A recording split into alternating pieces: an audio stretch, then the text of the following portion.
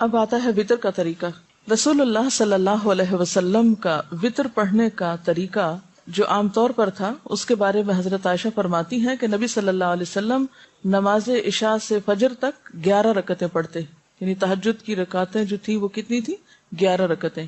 ہر 2 رکعتوں پہ سلام پھیرتے اور 1 رکعت وطر پڑھتے، یعنی 10 رکعتیں پڑھنے کے بعد 1 رکعت الگ سے پڑھتے. رسول اللہ صلی اللہ علیہ وسلم نے ہمیں بھی یہی تعلیم دی. چنانچہ ابن عمر سے روایت ہے کہ رسول اللہ صلی اللہ علیہ وسلم نے فرمایا رات کی نماز 2 رکعتیں ہیں. صلاۃ اللیل مثنی، یہ بخاری کی روایت ہے. فاذا خفت الصبح فاوتر بواحدۃ، پھر جب تمہیں صبح ہونے کا خطرہ ہو تو 1 رکعت پڑھ لو، اور یہ تمہاری 1 رکعت نماز کو طاق بنا دے گی، یعنی وطر کر دے گی. رسول اللہ صلی اللہ علیہ وسلم نے فرمایا، اور یہ مسلم کی روایت ہے، کہ وطر آخر رات میں 1 رکعت ہے. بیسیکلی وطر عشاء کے ساتھ نہیں ہے، وطر عشاء کی نماز کا حصہ نہیں ہے، وطر رات کی آخری نماز ہے، یعنی تہجد کا حصہ ہے بنیادی طور پر. لیکن جو لوگ تہجد نہیں پڑھ سکتے یا نہیں پڑھتے تو وہ سہولت کی خاطر پھر رات ہی کو پڑھ لیتے ہیں عشاء کے ساتھ. رسول اللہ صلی اللہ علیہ وسلم نے فرمایا جب تم رات کو نوافل پڑھنا شروع کرو تو پہلے 2 ہلکی رکعتیں ادا کرو. اور اس میں آپ کیا کر سکتے ہیں، مثلا تحیۃ الوضو کے 2 نفل آپ ہلکے سے پڑھ لیں، ٹھیک ہے نا. وضو کر کے تہجد شروع کرنے سے پہلے ہلکی رکعتیں، یعنی جس میں چھوٹی کوئی صورتیں 2 پڑھ کے تو اسے آپ ختم کر لیں، اور نیت میں رکھیں کہ آپ یہ تحیۃ الوضو پڑھ رہے ہیں، اور اس کے بعد پھر آپ دوسرے نوافل بھی پڑھ سکتے ہیں. آپ صلی اللہ علیہ وسلم نے رات کا قیام کیا، 2 ہلکی رکعتیں پڑھی، پھر 2 طویل رکعتیں پڑھی، پھر ان سے ہلکی 2 طویل رکعتیں پڑھی، پھر ان سے ہلکی 2 طویل رکعتیں، پھر ان سے ہلکی 2 طویل رکعتیں، پھر ان سے ہلکی 2 طویل رکعتیں، پھر 1 وتر. یعنی پہلے 2 ہلکی رکعتیں، پھر اس کے بعد طویل نماز، یعنی 2 لمبی رکعت، پھر اس کے بعد ہر 2 رکعتیں جو تھی وہ پہلے سے کم ہوتے ہوتے پھر 1 وتر پہ آ گئی. یعنی کرنے کے تو آپ کچھ بھی کر لیں، لیکن وہ جو اتباع کا معاملہ ہے نا، کہ چھوٹی چھوٹی چیزوں میں فالو کرنا، اس کا اپنا ہی ایک مزہ ہے، اپنا ہی ایک لطف ہے. اور یہ مسلم کی روایت ہے. پھر 1 رکعت وتر پڑھا اور یہ 13 رکعتیں ہوئی. حضرت عائشہ روایت کرتی ہیں کہ رسول اللہ صلی اللہ علیہ وسلم 1 رکعت وتر پڑھتے، آخری 2 رکعتوں اور 1 رکعت کے درمیان بات چیت بھی کرتے. یعنی اگر وتر آپ اس طرح پڑھ رہے ہیں کہ 2 ایک دفعہ پڑھ کے اور 1 ایک دفعہ، تو اس کے بیچ میں سلام کر کے بات بھی ہو سکتی. حضرت ابن عمر روایت کرتے ہیں کہ رسول اللہ صلی اللہ علیہ وسلم وتر کی 2 اور 1 رکعت میں سلام سے فصل کرتے. یعنی اگر 3 رکعت پڑھ رہے ہیں تو 2 پڑھ کے سلام پھیر کے پھر 1 الگ. حضرت ابن عباس سے کہا گیا کہ امیر المومنین حضرت معاویہ نے 1 ہی وتر پڑھا ہے. حضرت ابن عباس نے فرمایا کہ انہوں نے درست کام کیا، وہ فقیہ اور صحابی ہیں. یہ بخاری کی روایت ہے. امام مروزی فرماتے ہیں کہ فصل کی 1 رکعت والی احادیث زیادہ ہیں، یعنی اس طرح پڑھنے کا طریقہ زیادہ روایت ہوا ہے. کس طرح؟ یعنی 3 رکعتیں مغرب کی طرح پڑھنے کی ممانعت ہے، 3 رکعتوں میں 2 الگ پڑھ کے سلام پھیر کے اور پھر 1 کھڑے ہو کے الگ پڑھ لی. حضرت عائشہ فرماتی ہیں کہ رسول اللہ صلی اللہ علیہ وسلم رات کو کبھی 7، کبھی 9، کبھی 11 رکعتیں پڑھتے تھے. یہ فرق کیوں ہے؟ کبھی 7 پڑھی تو مطلب کیا ہے؟ 6 نفل ہوئے اور 1 وتر ہوا. کبھی 9 تو 8 کے بعد 1، کبھی 11 یعنی 10 کے بعد 1. ایسا کیوں تھا؟ ہمیشہ 1 نمبر کیوں نہیں رکھا؟ ایک تو اس میں یہ کہ وسعت ہے، کوئی ایک لگی بندی روٹین نہیں. دوسری بات یہ کہ یہ بھی یاد رہے کہ نوافل میں فرض کے درجے میں گنتی نہیں پوری کریں گے آپ. اب فرض جیسے 4 رکعتیں ہیں تو آپ کبھی یہ نہیں کر سکتے کبھی 3 پڑھ لی، کبھی 2 پڑھ لی، کبھی 1 پڑھ لی، کبھی 4 پڑھ لی، کبھی 5 پڑھ لی. یہ نہیں کر سکتے. 4 فرض ہیں تو 4 ہی پڑھیں گے، ٹھیک ہے نا، 3 نہیں کر سکتے. لیکن تہجد جو ہے وہ نفل نماز ہے، اس میں یہ بھی روایت میں آتا ہے کبھی آپ بیمار ہوتے تو بیٹھ بھی جاتے تھے، ٹھیک ہے. حضرت ابو ایوب روایت کرتے ہیں کہ رسول اللہ صلی اللہ علیہ وسلم نے فرمایا وتر ہر مسلمان پر حق ہے، بس جو شخص 5 رکعت وتر پڑھنا چاہے تو 5 رکعت پڑھے، جو 3 پڑھنا چاہے وہ 3 پڑھے، جو 1 پڑھنا چاہے وہ 1 پڑھے. یہ ابو داؤد کی روایت ہے. یعنی اس میں بھی وسعت ہے، زیادہ اور کم دونوں میں چوائس ہے، کر سکتے ہیں. رسول اللہ صلی اللہ علیہ وسلم رات کو کل 13 رکعت پڑھتے، ان میں 5 رکعت وتر پڑھتے تھے، اور ان 5 وتروں میں کسی رکعت میں تشہد کے لیے نہ بیٹھتے مگر آخر میں. یہ صحیح مسلم کی روایت ہے. یہ طریقہ بھی آپ سے معلوم ہوتا ہے. یعنی 2 طریقے پتہ چلے نا، ایک تو یہ کہ 2 پڑھ کے اور آخری رکعت 1 الگ، ٹھیک ہے. دوسرا کیا ہے کہ 2 پڑھ کے مثلاً 6 پڑھ لی اور اس کے بعد 5 رکعتیں مسلسل بغیر بیچ میں اتحیات پڑھے، ٹھیک ہے. تو آپ 5 یا 7 یا 3 یا 9 اگر وتر کی نیت سے پڑھ رہے ہیں تو پھر آپ کس طرح پڑھیں گے؟ بغیر اتحیات پڑھے، رکعت پہ رکعت پڑھتے پڑھتے بس آخری دفعہ اتحیات پڑھیں گے. اور آپ یہ بھی کر سکتے ہیں کہ 2 کر کے اور آخر میں 1 الگ پڑھ لیں. یعنی دونوں طریقے درست ہیں. حضرت عائشہ سے روایت ہے کہ رسول اللہ صلی اللہ علیہ وسلم پہلی رکعت وتر میں سبح اسم ربک الاعلی، دوسری میں قل یا ایھا الکافرون اور تیسری میں قل ھو اللہ احد پڑھا کرتے تھے۔ نبی صلی اللہ علیہ وسلم نے فرمایا ایک رات میں 2 بار وتر پڑھنا جائز نہیں، یہ ابو داؤد کی روایت ہے۔ رسول اللہ صلی اللہ علیہ وسلم نے فرمایا 3 وتر نہ پڑھو، 5 یا 7 وتر پڑھو اور مغرب کی مشابہت نہ کرو۔ یعنی یہ 3 نہ پڑھو کا مطلب یہ نہیں کہ 3 پڑھ ہی نہیں سکتے، اس سے مراد یعنی مغرب کی طرح 3 نہ پڑھو۔ مغرب میں کیا ہوتا ہے 2 پڑھ کے اتحیات بیٹھ کے پھر بغیر سلام پھیرے ہم کھڑے ہو جاتے ہیں، پھر تیسرا ساتھ ہی پڑھ لیتے ہیں۔ تو اس میں یہ کہ اگر 3 آپ نے اکٹھی پڑھنی ہے تو بیچ کا اتحیات نہ پڑھے، تینوں اکٹھی پڑھ لیں، مراد یہ۔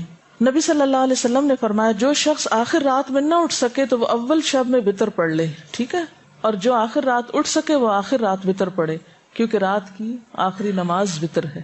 نبی صلی اللہ علیہ وسلم نے فرمایا رات کو اپنی آخری نماز وتر کو بناؤ، یعنی اگر تہجد کی نیت ہے تو پھر وتر صبح پہ چھوڑ دو، لیکن اگر یہ شک ہے کہ پتہ نہیں آنکھ کھلے گی کہ نہیں تو پڑھ کے سو جاؤ۔ اور اس صورت میں اگر آپ پھر پڑھ رہے ہیں دوبارہ تو کیا کریں گے، پھر خالی نفل بھی پڑھ سکتے ہیں، ایک رات میں 2 دفعہ نہیں، یعنی رات کو بھی پڑھے پھر سویرے اٹھ کے دوبارہ وتر پڑھے، ایسا نہیں ہوتا۔ اگر آپ کو پڑھ لی ہے تو پڑھ لی ہے، اگر سویرے آنکھ کھل گئی نفل پڑھنا چاہتے ہیں پڑھ لیں۔ بعض لوگ اس میں یہ بھی سجیسٹ کرتے ہیں، جس کی میرے پاس ابھی دلیل کوئی نہیں ہے لیکن سنا ہے میں نے اسی طرح، کہ اگر آپ رات کو وتر پڑھ کے سو گئے تو صبح اٹھ کے پہلے 1 رکعت الگ پڑھ لیں، وہ کیا ہوگی رات کی نماز کو طاق کر دے گی، پھر 2 پڑھ لیں، پھر آخر میں 1 پڑھ لیں۔ لیکن اس کی میرے پاس دلیل نہیں ہے سنت سے کوئی، میں نے اس طرح کسی عالم کو کہتے ہوئے سنا تھا، لیکن بہرحال اب آپ پریشان ہو رہے ہوں گے کہ یہ تو سب کنفیوژن ہو گئی۔ اسی کنفیوژن سے بچانے کے لیے تو ہمیں ایک آسان طریقہ بتا دیا گیا ہے جو ہماری درسی نصابی سب نماز کے طریقوں کی کتابوں میں لکھا ہوا ہے، 3 وتر پڑھنے کا طریقہ، اور ہم کھٹ سے پڑھ کے فارغ ہو جاتے ہیں، کوئی نہ پریشانی ہے نہ کچھ۔ میرا آپ سے سوال یہ ہے کہ یہ اتنی ورائٹی کیوں ہے؟ اب جیسے آپ صلی اللہ علیہ وسلم کی جو دعائے استفتاح تھی اس کی کئی ورژنز ملتے ہیں، ہم تو ایک ہی پڑھتے ہیں سبحانک اللہم و بحمدک تبارک اسمک، کیوں، کیا حکمت ہے؟ بنیادی بات یہ کہ جب انسان صرف ایک لگے بندے گھسے پٹے طریقے سے ایک کام سالوں سال کرتا جاتا ہے تو اس کا نتیجہ کیا ہوتا ہے؟ مشین بن جاتا ہے، کوئی اس میں شعور نہیں باقی رہتا، کوئی اس میں سوچ سمجھ کا عمل دخل نہیں رہتا، بس آنکھیں بند کی ہوئی اٹھے ہوئے نماز پڑھ رہے، آنکھیں نہیں کھول رہے اول سے آخر تک، اور کچھ یاد نہیں کہ کیا پڑھا، وہی قل ھو اللہ پڑھی اور بس بات ختم۔ نماز جو ہے اللہ تعالیٰ سے ایک شعوری تعلق کا نام ہے، اور اس شعوری تعلق میں اگر آپ ایک دن ایک طریقہ کریں، دوسرے دن دوسرا، تیسرے دن تیسرا، تو اس سے کیا ہوگا فائدہ کہ ایک نیا پن باقی رہے گا، تمام سنتیں بھی زندہ رہیں گی۔ آپ دیکھیں کہ ایک تو یہ ہو سکتا تھا کہ ہمیں بس ایک ہی طریقہ بتا دیا جاتا اور پھر ہم ایک ہی کے ساتھ چپک کے رہ جاتے، اور اس کا نتیجہ عام طور پر کیا ہوتا ہے کہ نمازیں بے روح ہونے لگتی۔ اور ایک یہ ہے کہ جو کچھ آپ نے کیا وہ سب بتایا جائے جو واقعی صحیح احادیث کے ساتھ اوتھینٹک سورسز کے ساتھ موجود ہے، یعنی یہ سب چیزیں آپ جا کے بخاری، مسلم، ابو داؤد کی کتابوں میں، کتاب الصلاۃ میں خود بھی چیک کر سکتے ہیں۔ اگر آپ کے پاس یہ کتاب ہے نا جو میں آپ کو بتا رہی ہوں آپ خود بھی پڑھ سکتے ہیں، ٹھیک ہے، کیونکہ عام طور پر جب اس طرح کی باتیں بتائی جاتی ہیں تو کوٹ کیا جاتا ہے فلاں کہتی ہیں، وہ سب کچھ میرے نام لگ جاتا ہے، حالانکہ یہ میں نہیں کہتی، یہ موجود ہے کتابوں کے اندر، یہ آپ نے کبھی پڑھا نہیں اس لیے پتہ ہی نہیں، تو نیا لگتا ہے۔ تو یہ سب بتانے کا مقصد کیا ہے کہ اتنی نمازیں آپ پڑھتے تھے، ہر موقع کی نماز، جتنے بھی خاص کوئی اوکیزن آپ کہنے کو کہہ سکتے ہیں، تو ان میں پھر جب آپ نے قرات کے انداز مختلف اختیار کیے، جیسے تہجد کے بارے میں آتا ہے، کبھی سری قرات کی، کبھی جاہری کی، کبھی ایک ہی آیت ساری رات پڑھتے رہے، کبھی 2 رکعتوں میں سورۃ النساء سے لے کر المائدہ تک چلتے گئے، 7.5 پارے چلے گئے، یہ سب کچھ کس لیے؟ تاکہ نماز کے اندر ایک جان رہے۔ کیا یہ ایک حقیقت ہے، آپ اگری کریں گے کہ انسان روٹین کا عادی ہو کر ملل کا شکار ہو جاتا ہے، جس کو عام زبان میں بوریت کہتے ہیں، ہوتا ہے نا؟ اب مثال کے طور پر رکوع کے اذکار ہیں، پتہ شاید آپ کو بھی کہیں پڑھے ہی ہوں، لیکن میں نے جب ان کو ٹرائی کیا، یقین کریں نماز میں ایسا لطف آیا مجھے، کیونکہ ہمیشہ ہم پڑھتے سبحان ربی العظیم، سبحان ربی العظیم، سبحان ربی العظیم، بس ایک ہی چیز آتی ہے، زیادہ سے زیادہ ایک اور دعا ہم نے سیکھی ہوئی ہے، سبحانک اللہم ربنا و بحمدک اللہم اغفر، اس کے علاوہ میں تو نہیں کچھ اور پڑھتی تھی، کہیں ادھر ادھر پڑھا بھی تو اتنا دھیان نہیں دیا، لیکن جب سے مجھے یہ حقیقت سمجھ میں آئی کہ اگر بدل بدل کے چیزیں پڑھے تو نماز میں ایک روح پیدا ہوتی ہے، تو میں نے کل ہی یہ ٹرائی کیا، سبوح قدوس رب الملائکۃ والروح، تو ایک عجیب لطف نماز میں محسوس ہوا۔ تو پہلی تو وہی تسبیح ہے جو سبحان ربی العظیم کی ہے، دوسری وہ جو ابھی میں نے آپ کو سنائی سبحانک اللہم ربنا و بحمدک اللہم اغفر لی، تیسری ہے سبوح قدوس رب الملائکۃ والروح، اور یہ مسند احمد میں بھی ہے، نسائی میں بھی ہے، ابو داؤد میں بھی ہے، مسلم میں بھی، یعنی کتنی کتابوں نے اس کو روایت کیا ہے۔ پھر اسی طرح 6 حدیث کی کتابوں میں روایت ہوئی ہے یہ دعا رکوع کی، اللہم لک رکعت وبک آمنت ولک اسلمت خشع لک سمعی وبصری ومخی وعظمی وعصبی۔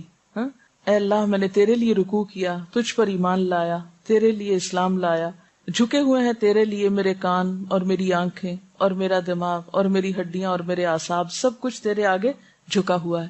وہ جو 5 منٹ کا رکوع ہے اس میں اگر آپ یہ بار بار تسبیح کریں پھر آپ دیکھیں اپنی کیفیت کہ یا اللہ تیرے آگے جھکا ہوا، میری ہڈیاں بھی جھکی ہوئی ہیں، میرے اعصاب بھی جھکے ہوئے ہیں، میرا سر بھی جھکا ہوا ہے، میری تمام چیزیں تیرے آگے جھکی ہوئی ہیں۔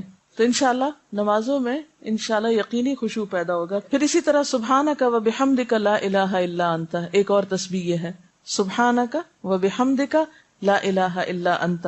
پھر اسی طرح سبحان ذی الجبروت والملکوت والکبریاء والعظمت، سبحان ذی الجبروت والملکوت والکبریاء والعظمت۔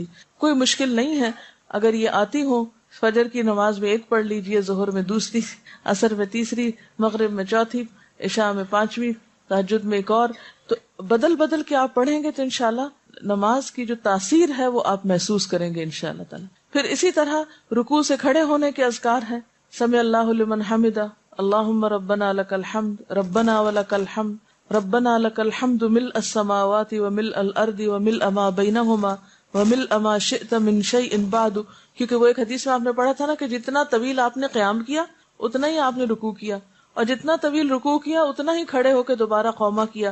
اب کھڑے ہو کر کتنی دفعہ آپ کہیں گے سمع اللہ لمن حمدہ سمع اللہ لمن حمدہ، اس سے تو بات نہیں بنے گی، لیکن جب آپ ذرا اور بہتر طریقے سے حمد و ثنا کریں گے، ربنا ولک الحمد ملء السماوات وملء الارض وملء ما بینہما من شیء بعد اہل الثناء والمجد احق ما قال العبد وکلنا لک عبد اللہم لا مانع لما آتیت ولا معطی لما منعت ولا راد لما قضیت ولا ينفع ذا الجد منک الجد۔ یہ مسلم میں، نسائی میں اور ابو داؤد میں روایت ہوئی ہے۔ تو حدیث کے خزانوں میں یہ بہت سی چیزیں موجود ہیں، لیکن ہم تک نکل کر آئی نہیں، پھر ہم نے ان سنتوں کو زندہ نہیں کیا، ان کو پڑھا نہیں۔ تو ضرورت ہے کہ تھوڑی تھوڑی بھی کوشش انشاءاللہ آپ کرتے رہیں گے، اسپیشلی ینگ گرلز۔ اب جو چیزیں زندگی میں داخل ہو جائیں گی وہ اگلی زندگی میں سہولت کے ساتھ آپ کر پائیں گے۔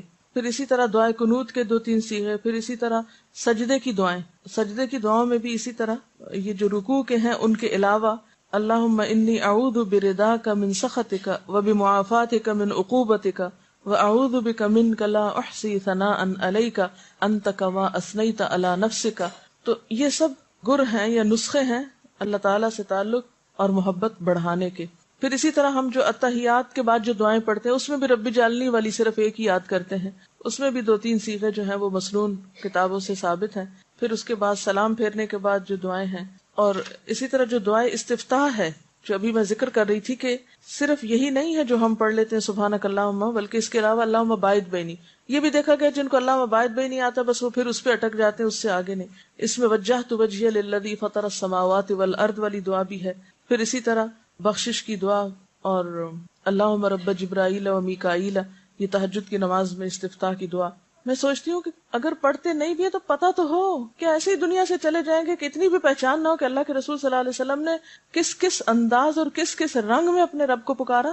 کتنے بے خبر ہیں آپ اپنے محبوب سے، یعنی نبی صلی اللہ علیہ وسلم سے محبت کا دعویٰ ہمیں سب کو ہے لیکن ان کی پہچان نہیں ہے۔ کیا کرتے تھے وہ؟ ساری گفتگو کا خلاصہ کیا ہے؟ نفل نمازوں میں سب سے افضل تہجد کی نماز ہے۔ فائدہ بتائیے؟ قرب کا ذریعہ ہے، گناہوں کو مٹانے کا ذریعہ ہے، اور اگلے گناہوں سے بچانے کا ذریعہ ہے، یہ حدیث سے پتہ چلتا ہے، اور پچھلے صالحین کی بھی روش رہی ہے۔ اطمینان قلب نصیب ہوتا ہے کیسے؟ شیطان جو انسان کی گدی پر سر پہ 3 گریں لگاتا ہے، یعنی اس کے دماغ کو جکڑتا ہے ایک طرح سے، وہ کھل جاتی ہیں گرہیں جب انسان صبح اللہ کا ذکر کرتا ہے، وضو کرتا ہے، نماز پڑھتا ہے، تو ایک اچھے نفس کے ساتھ اپنے دن کا آغاز کرتا ہے، ورنہ خبیث نفس کے ساتھ اور سست نفسی کے ساتھ انسان دن کا آغاز کرتا ہے۔ رات کا جب 1/3 حصہ باقی رہ جاتا ہے تو اللہ تعالیٰ آسمان دنیا پہ نزول فرماتے ہیں اور پکارتے ہیں اپنے بندوں کو۔ کیا کہتے ہیں؟ ہے کوئی دعا مانگنے والا کہ میں اس کی دعا قبول کروں؟ یہ وقت جو ہے رات کا آخری وقت دعاؤں کی قبولیت کا وقت ہے، اور اس میں خصوصی طور پر قرآن سے کیا پتہ چلتا ہے کون سی دعا سب سے زیادہ پڑھنے کا وقت ہے؟ استغفار. دیکھیں استغفار نہیں ہوتا، باب استفعال کے وزن پر ہے استغفار. استغفار یعنی تہجد کی دعاؤں میں خصوصی دعا جو قرآن سے ثابت ہے وہ کیا ہے؟ وَبِالْأَسْحَارِ هُمْ يَسْتَغْفِرُونَ. اور اس کے علاوہ تہجد شکر گزاری کا ذریعہ ہے. افلا اکون عبدا شکورا، اس شخص پر اللہ کی رحمت ہوتی ہے خاص جو خود اٹھتا ہے اور اپنی بیوی کو جگاتا ہے اور نہ جاگے تو پانی کے چھینٹے مارتا ہے. اور اس عورت پر بھی اللہ کی رحمت ہوتی ہے جو اٹھتی ہے اور پھر شوہر کو اٹھاتی ہے اور نہ اٹھے تو پانی کے چھینٹے مارتی. یہ تو تھے فضائل. ٹھیک ہے، اب یہ ہے کہ تہجد کے وقت اٹھ کر کیا کیا کریں گے. نمبر 1 اللہ کا ذکر کریں گے. تو ذکر میں کون کون سے ذکر؟ پہلا ذکر اللہ اکبر 10 بار، 10 بار الحمدللہ، 10 بار سبحان اللہ و بحمدہ، 10 بار سبحان الملک القدوس، 10 بار استغفر اللہ، 10 بار لا الہ الا اللہ، 10 بار اللہم اعوذ بک من ضیق الدنیا و ضیق یوم القیامہ. یہ ہے ذکر اٹھتے ہی کرنے کا. اور پھر اس کے بعد کیا کرنا ہے؟ وضو سے پہلے آل عمران کی آخری 11 آیات اور اس کے بعد چوتھا کلمہ. چوتھا کلمہ پڑھنے کے بعد اگر کوئی اللہم اغفر لی کہتا ہے تو کیا فائدہ بتایا گیا اس کا؟ اس کو بخش دیا جاتا ہے. اور اگر وہ نماز پڑھتا ہے اس کے بعد یعنی تہجد کی تو اس کی نماز بھی قبول کی جاتی ہے. تہجد کی دعائے استفتاح کیا ہے؟ تہجد کی دعائے استفتاح، ایک تو ہر نماز کی دعائے استفتاح ہے نا، سبحانک اللہم و بحمدک و تبارک اسمک.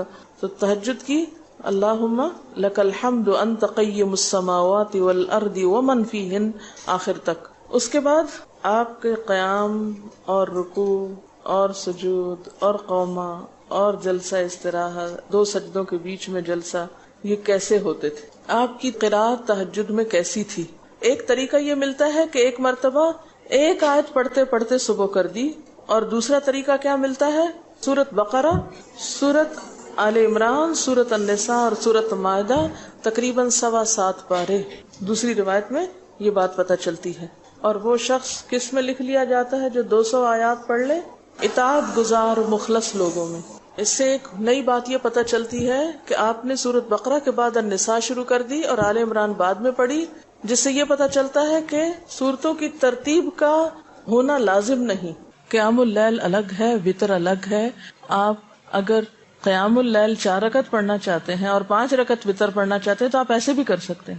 اگر قیام اللیل کے 8 پڑھنا چاہتے ہیں اور 3 وتر پڑھنا چاہتے ہیں تو یہ بھی ٹھیک ہے. وتر ہے، نفل ہے. یعنی وتر ایک سیپریٹ نماز ہے، الگ نماز ہے. جو چاہے 5 پڑھ لے ایٹ اے اسٹریچ، جو 3 پڑھنا چاہے 3 پڑھ لے ایٹ اے اسٹریچ، جو 1 پڑھنا چاہے 1 پڑھ لے. ٹھیک ہے. اچھا، اس سے پہلے نوافل آپ 2 پڑھنا چاہیں 2 پڑھ لیں، 4 پڑھنا چاہیں 4 پڑھ لیں. ٹھیک ہے. لیکن آپ صلی اللہ علیہ وسلم اگر 5 وتر پڑھتے تھے تو پھر باقی نوافل 4 پڑھتے تھے.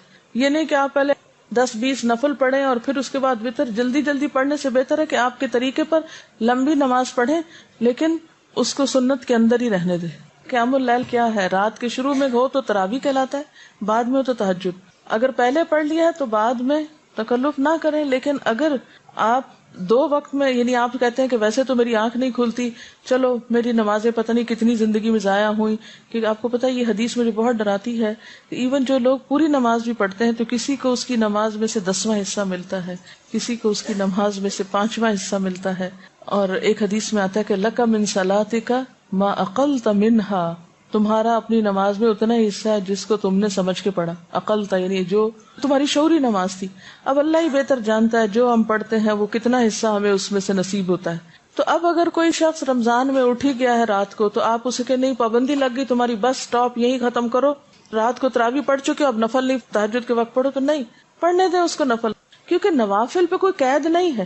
ایک ہے احسن مسنون طریقہ، ٹھیک ہے، جو آپ صلی اللہ علیہ وسلم کا تھا، صحابہ کرام نے اختیار کیا اس کے بعد. اور ایک یہ ہے ہم جیسے نکمے لوگوں کا کہ جو اتنی ذاتیاں اپنی جان پر اتنے قصور کرتے ہیں، ادھر سے صحیح نہیں پڑی ادھر سے صحیح نہیں پڑی، تو جب جو موقع نصیب ہو پھر اس سے فائدہ اٹھانے. تو ایسی چیزوں پہ لوگوں پہ بہت سختی کر کے انہیں روکے نہ کہ اچھا رات کو پڑھ کے آئے تھے اب پھر تم کیوں کھڑے ہو گئے، رکو یہاں، ایسا نہیں کریں، کرنے دیں، نفل ہی ہے نا، ٹھیک ہے نا. لیکن سنت بتا دیں کہ مسنون کیا ہے. آج کی وتر کی نماز میں سے کیا بات یاد رکھنے کی ہے؟ وتر رات کی آخری نماز ہے. دوسری بات یاد رکھنے کی، وتر 1، 3، 5 بھی ہو سکتے ہیں اور اس سے زیادہ 9 تک بھی ہو سکتے ہیں. تہجد اور وطر دو الگ الگ نمازیں. وطر نہ عشاء کی نماز کا حصہ نہ تہجد کی نماز کا حصہ. یہ رات کی آخری نماز ہے. چاہے تو عشاء کے بعد پڑھ لیں, چاہے تو تہجد کے بعد پڑھ لیں. سبحانک اللہم و بحمدک نشہد ان لا الہ الا انت نستغفرک و نتوب الیک. والسلام علیکم و رحمۃ اللہ وبرکاتہ.